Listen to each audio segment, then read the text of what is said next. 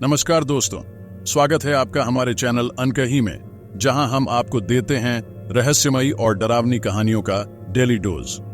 दोस्तों, आज की जो कहानी है, मैं नहीं कह सकता कि आपको डर का एहसास होगा भी या नहीं, पर इस बात की गारंटी मैं दे सकता हूं कि कहानी आपको जरूर पसंद आएगी।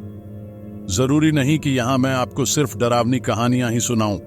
मैं तो सिर्फ वही कहानियां आपको सुना देता हूं जो मुझे इंटरनेट के स्रोत से मिल जाती हैं और मुझे पसंद आ जाती हैं, और उन्हीं कहानियों को मैं अपनी वीडियो के माध्यम से आपके सामने पेश करता हूं।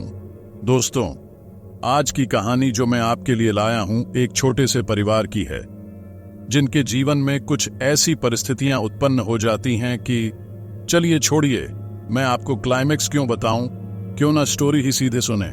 तो चलिए शुरू करते हैं आज की ये कहानी मेरे साथ, यानी अमित के साथ। और हां दोस्तों, कहानी अगर आपको अच्छी लगे तो एक लाइक, और ज्यादा अच्छी लगे तो सब्सक्राइब करके जाइए। आपका भाई आपके लिए ऐसी कहानियां लाते रहेगा। चलिए। अरविंद की आर्थिक हालत ठीक नहीं थी। लंबे समय तक काम न मिलने के कारण उनके ऊपर बहुत कर्जा हो गया था। अरविंद के परिवार में उन्हें मिलाकर कुल 4 लोग ही थे। उनकी बीवी गायत्री और उनके 2 बच्चे, उनका बेटा आरव जो कि 14 साल का था, और उनकी छोटी बेटी सुप्रिया जो कि 8 साल की थी। दिन रात लेनदारों का ब्याज बढ़ता ही जा रहा था। अब तक खाने पीने के भी लाले पड़ने लगे थे। लिहाजा अरविंद अब शहर का रुख करने की सोचते हैं ताकि अपने परिवार वालों का पेट भर सकें। ऊपर से लेनदारों की बदसलूकी भी बढ़ती ही जा रही थी, जो कि बर्दाश्त के बिल्कुल बाहर थी। अरविंद ना चाहते हुए भी कमाने के लिए शहर चले आते हैं। शहर आए उन्हें 1 महीना बीत चुका था, मगर अरविंद को कोई ढंग की नौकरी नहीं मिल पाई। उधर गांव में उनका परिवार बड़ी मुश्किलों में जी रहा था। एक शाम अरविंद अपने घर पर फोन करते हैं यह बताने के लिए कि उन्हें एक अच्छी जगह काम मिल गया है। अब कुछ ही महीनों में सब कुछ ठीक हो जाएगा। उनकी बीवी गायत्री रोती हुई कहती है, आप जरा जल्दी करें, यहां आए दिन लेनदार बेवक्त घर पर आ धमकते हैं, साथ ही बड़ी बदसलूकी भी करते हैं। ये सब हमसे अब बर्दाश्त नहीं हो पा रहा है। इस पर अरविंद गायत्री को दिलासा देते हुए कहते हैं कि कैसे भी थोड़े दिन और काट लो, मैं जल्दी ही सब कुछ ठीक कर दूंगा। अब मैं फोन रखता हूं, ज्यादा पैसे नहीं है मेरे पास।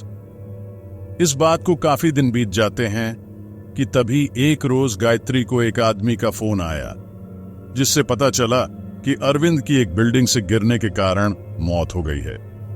यह सुनकर गायत्री का हाल बेहाल हो गया और रो रो कर बदहवास हो गई। उसी शाम सारे लेनदार उसके घर आ पहुंचे। लेनदारों ने कहा, अब तू हमारा कर्जा कैसे चुकाएगी? अब तो तेरा पति भी नहीं रहा। तभी गायत्री ने गुस्से में आकर बोला, मेरे पति मरे हैं, मैं नहीं। तुम्हारा कर्जा मैं चुकाऊंगी। कृपया करके अभी आप यहां से चले जाओ। अगले ही दिन गायत्री घर घर जाकर काम मांगती है। कुछ लोग उस पर तरस खाकर काम दे देते हैं। वहीं दूसरी ओर आरव भी अपनी मां का काम में हाथ बटाने लगता है, जिससे उसे भी कुछ पैसे मिल जाते हैं। दूसरी तरफ लेनदारों को अपना पैसा जल्दी ही चाहिए था। उन्हीं लेनदारों में से एक लेनदार प्रमोद, जिसका सबसे ज्यादा बकाया था, ने अपना कर्जा वसूल करने के लिए बहुत घिनौनी चाल चली। एक शाम जब आरव काम करके घर लौट रहा था तो उसे प्रमोद ने बड़ी बेरहमी से मरवा दिया, ताकि गायत्री आरव की मौत से टूट जाए और अपनी जमीन उसे आसानी से दे दे। उसी शाम जब गायत्री घर लौटी तो उसने अपनी बेटी सुप्रिया से पूछा, अरे तेरे भाई कहाँ हैं, अभी तक नहीं आया? सुप्रिया ने जवाब देते हुए कहा, नहीं मां, अभी तक नहीं आया। आरव काफी देर होने के बाद भी घर नहीं लौटा तो गायत्री को चिंता होने लगी कि आखिर आरव अभी तक घर क्यों नहीं आया। लिहाजा वह आरव को ढूंढने के लिए गांव में निकल जाती है, मगर काफी ढूंढने के बाद भी गायत्री को आरव नहीं मिलता है। देर रात गायत्री थक हार कर घर लौट आती है। गायत्री घर पहुंचकर देखती है कि आरव अपनी छोटी बहन सुप्रिया के साथ खेल रहा है। उसे देखकर गायत्री की जान में जान आ गई। गायत्री आरव से पूछती है, कहां रह गया था तू? तुझे पता है कितनी परेशान हो गई थी मैं? ये बोलते बोलते गायत्री आरव को गले लगा लेती है। तभी आरव बोलता है, तू अब चिंता मत कर, बस मां, मुझे अब कुछ नहीं होगा। प्रमोद अगले ही दिन गायत्री के पास पहुंच जाता है, यह सोचकर कि गायत्री आरव की मौत से अब तक टूट चुकी होगी। मगर उसे गायत्री को देखकर लगा ही नहीं कि आरव की मौत से उसे कोई फर्क पड़ा होगा। गायत्री प्रमोद को कुछ पैसे देते हुए कहती है, अभी तो इतने ही पैसे हो पाए हैं, लेकिन धीरे धीरे करके सब चुका दूंगी। तभी प्रमोद को पीछे से आरव की आवाज सुनाई देती है। आरव अपनी मां को कह रहा होता है, मां, मैं काम पर जा रहा हूं, अगर आने में थोड़ा लेट हो जाऊं तो चिंता मत करना। यह बोलकर आरव निकल जाता है। प्रमोद आरव को जिंदा देखकर हैरान हो गया और साथ ही बेहद डर भी गया। गायत्री प्रमोद का उड़ा रंग देखकर पूछती है, क्या हुआ, सब ठीक तो है ना? अचानक से आपके चेहरे की हवाएं उड़ कैसे गईं? इस पर प्रमोद बिना जवाब दिए हुए चुपचाप अपने घर चला जाता है।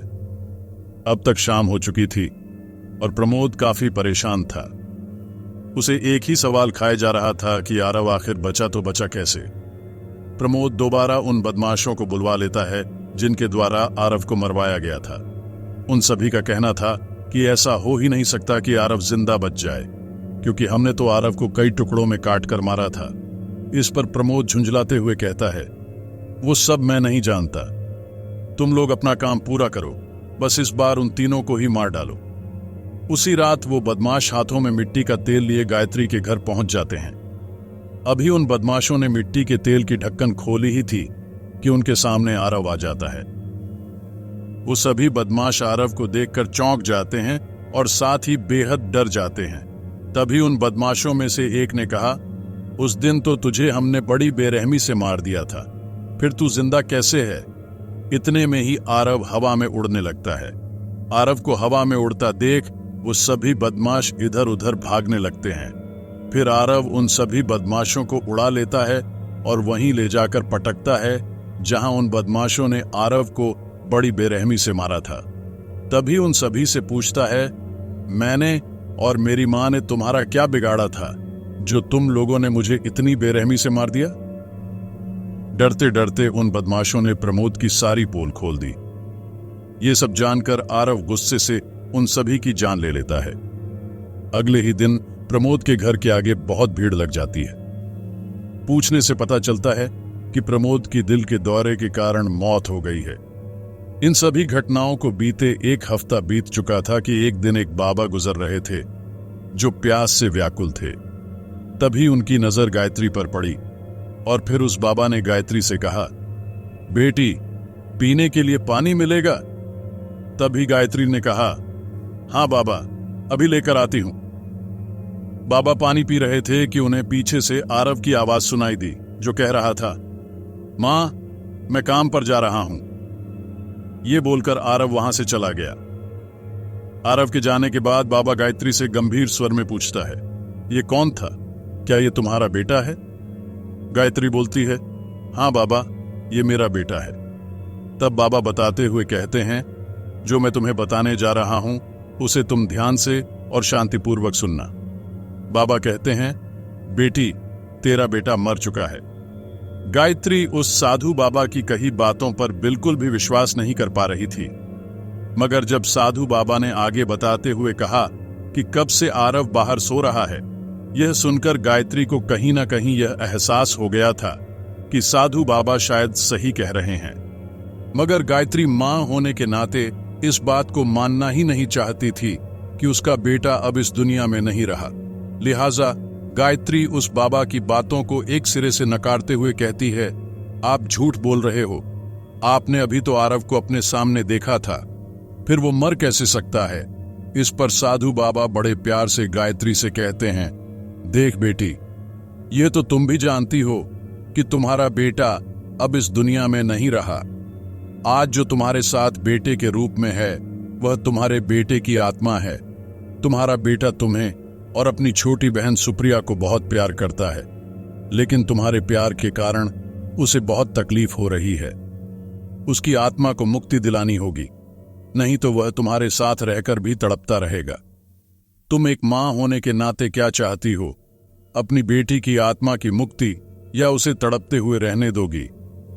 गायत्री ने रोते हुए कहा, नहीं बाबा, मैं अपनी बेटे की आत्मा की मुक्ति चाहती हूं। अब आप ही बताओ, मैं क्या करूं?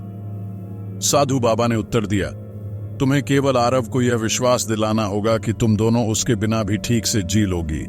यह कहकर साधु बाबा वहां से चले जाते हैं। जब शाम को आरव घर लौटता है तो वह हमेशा की तरह खाना खाकर बाहर सोने चला जाता है। थोड़ी ही देर बाद गायत्री उसके सिरहाने आकर बैठ जाती है और उसके सिर पर हाथ फेरते हुए कहती है, तू हमसे कितना प्यार करता है रे। आरव अपनी मां को गले लगाते हुए कहता है, बहुत ज्यादा, इतना कि अगर मैं मर भी गया तो भी वापस आ जाऊंगा। गायत्री की आंखों में आंसू आ जाते हैं। वह मां के आंसू पोंछते हुए कहता है, क्या बात है मां, तुम रो क्यों रही हो? गायत्री आरव से एक सवाल करती है, आरव बेटा, तुझसे एक बात पूछूं, सच्ची सच्ची बताना। आरव कहता है, हाँ मां, पूछो ना। गायत्री पूछती है, बेटा तुझे किसने और कब मारा? पहले तो आरव यह सवाल सुनकर चौंक जाता है, लेकिन फिर रोते हुए सारी बात अपनी मां को बताता है। गायत्री आरव की दर्दनाक आप बीती सुनकर रोते हुए उसे अपने गले लगा लेती है। थोड़ी ही देर बाद गायत्री आरव से पूछती है, तू मेरी एक बात मानेगा? आरव हां कहते हुए कहता है, हां मां, बोलो ना। गायत्री कहती है, मैं चाहती हूं कि तू यहां से चला जाए। हम दोनों अपना ख्याल सही से रख लेंगे। तूने हमारे लिए बहुत कुछ किया है, लेकिन तेरी आत्मा की शांति भी बहुत जरूरी है। सुप्रिया भी वहां आ जाती है। आरव अपनी मां से कहता है, ठीक है मां, तू कहती है तो मैं चला जाता हूं। सुप्रिया पूछती है, मां, आरव भैया कहां जा रहे हैं? आरव सुप्रिया को गले लगाते हुए कहता है, कहीं नहीं जा रहा हूं प्यारी बहन, मैं तो यही हूं। मैं बस कुछ सामान लेने बाहर जा रहा हूं, जल्दी ही वापस आऊंगा। फिर आरव अपनी मां और बहन को गले लगाते हुए कहता है, मां, अपना ख्याल रखना। इसके बाद थोड़ी देर में आरव अंधेरे में गायब हो जाता है।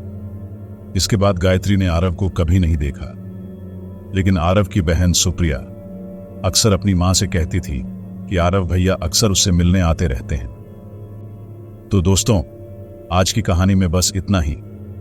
अगर आपको यह वीडियो पसंद आई हो तो कृपया इसे अपने दोस्तों के साथ शेयर करें और वीडियो को लाइक करना ना भूलें। हम फिर मिलेंगे एक नई कहानी के साथ। तब तक के लिए अलविदा।